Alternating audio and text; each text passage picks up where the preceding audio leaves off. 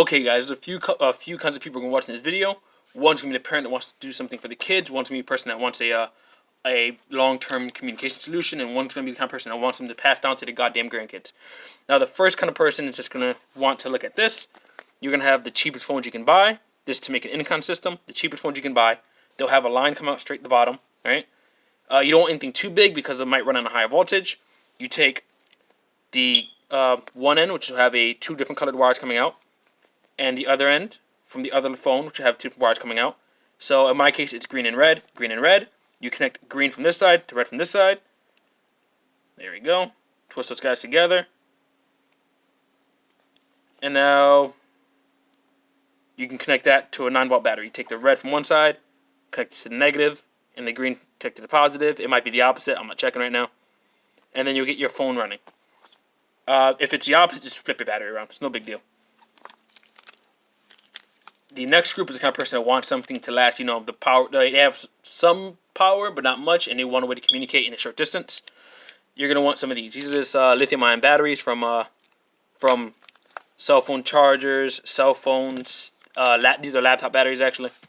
You can charge them fairly easily. Just make sure you have the proper batteries from the same charging source. So you have, like in here, you can crack this open. You'll see a little wires coming out of the mechanism going to the batteries. You just hook that up. You know, make sure you get the same polarity on there, negative, positive, and charge her up. Do not use the wrong type of batteries. You could start a fire. Make sure you look into what exactly you need to charge there. And you supply this guy for about 5 volts, and he'll charge up your batteries. Now, once that's done, it's essentially the exact same thing. You twist these guys together. You have your one wire from one side connected to one wire to the other. Make sure they're the opposite ones. So if this one was, say, I have green and red, then it's red to green down here. Oh yeah, red to green down here. And then up here goes to positive and negative. Again, depending on your phone, it might be reversed. You might have to just positive or negative. You're like, nope, that doesn't work. Okay, negative, then positive. Yeah, that's pretty much the issue for that one. The last group of people is the ones who want something to pass on to their grandkids that's gonna damn near work forever as long as you take care of it. Now, what you want there is you want a capacitor. You take your capacitor. It holds a very small amount of charge, but it allows you. This guy's beat up, but it allows you to essentially recharge it and discharge it as many times as you need. And if you do happen to break it, which you can do, you can break essentially anything.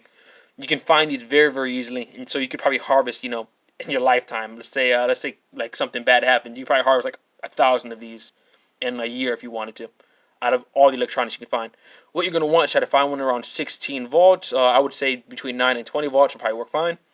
Your goal is to get to 9 volts. I forgot to mention one thing.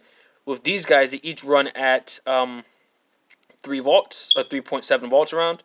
So you're gonna want to hook the 3 of these up in series. So let's say positive comes in here, then this guy's negative goes to this guy's positive, this guy's negative goes to this guy's positive, and this guy's negative comes out. So then you take those and you hook up the exact same way.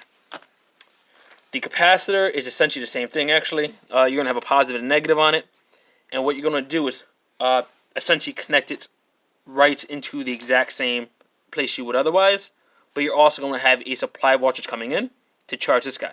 Now, that supply voltage can go to essentially anything that's a variable charging source. So it can be a hand crank. It can be like a small solar panel if you're getting enough voltage out of it to run this just this small system. But it kind of has variation, and you don't want to be cutting out mid-word.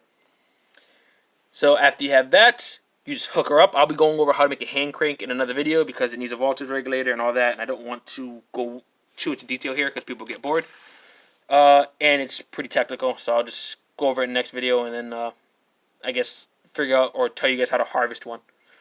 Anyways, you take this guy, you hook her up in here, and it'll last you, I don't even know, it'll last you way longer than you will probably need it for. Take care. Have a good day. Like, subscribe, call me a cunt. I don't know. Don't care. Just do what we need to do.